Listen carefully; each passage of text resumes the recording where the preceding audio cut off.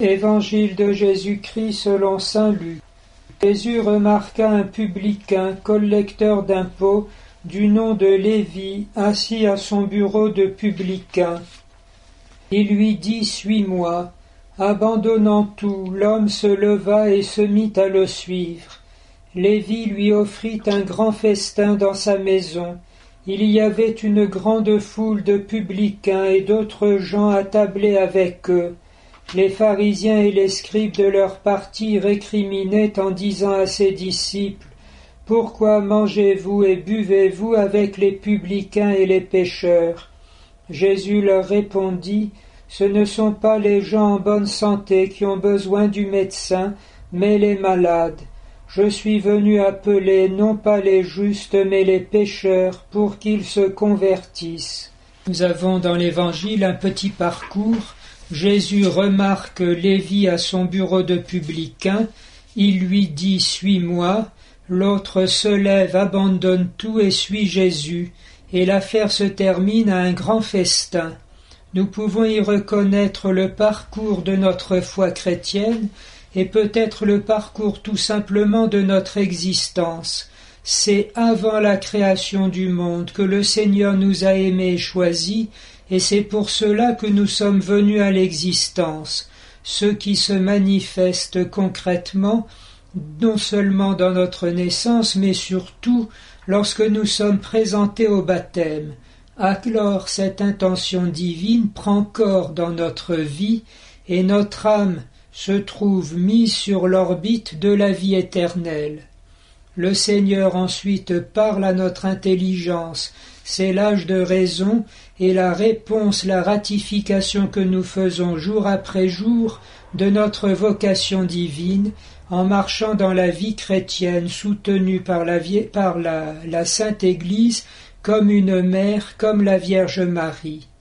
Et puis cela se termine au festin de l'Eucharistie, qui est la source et le sommet de toute la vie chrétienne, la plénitude de l'exercice que nous faisons de notre sacerdoce prophétique et royal, l'onction très sainte de Dieu lui-même, Saint-Esprit, que nous avons reçu dans notre être, qui nous consacre au culte public et nous permettra de chanter les louanges divines dans l'éternité.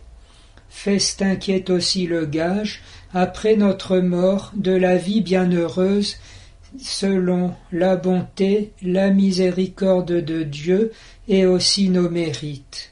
Nous avons donc finalement une très grande simplicité de la vie chrétienne et de notre vie aussi, qui est lorsqu'elle est éclairée par la foi, toutes les complications venant précisément d'essayer de faire marcher les choses et de trouver, comme l'on dit de nos jours, un sens, en retirant la seule chose qui donne sens en même temps que consistance à la réalité, Dieu et son amour pour nous, et sa providence, et la personne de Jésus. Les commentateurs du pontificat de Benoît XVI remarquent que bien qu'il soit l'un des esprits les plus élevés de ce temps, il a pourtant une prédication et un message qui se résout en quelques phrases extrêmement simples, presque évidentes, que les enfants au catéchisme apprennent normalement très vite.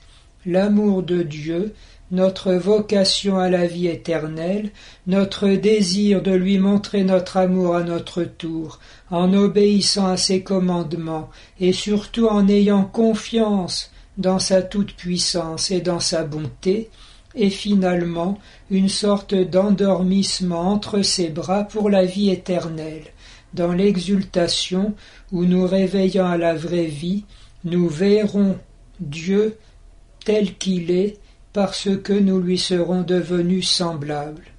Puissions-nous parcourir notre vie avec la même simplicité et trouver dans toutes les réponses, toutes les questions, la seule réponse, tout simplement parce que Jésus est avec nous.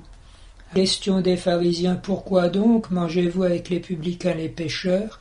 Réponse simplement parce que Jésus est là et qu'il mange avec eux. Toute la réponse à toutes nos questions est tout simplement Jésus-Christ.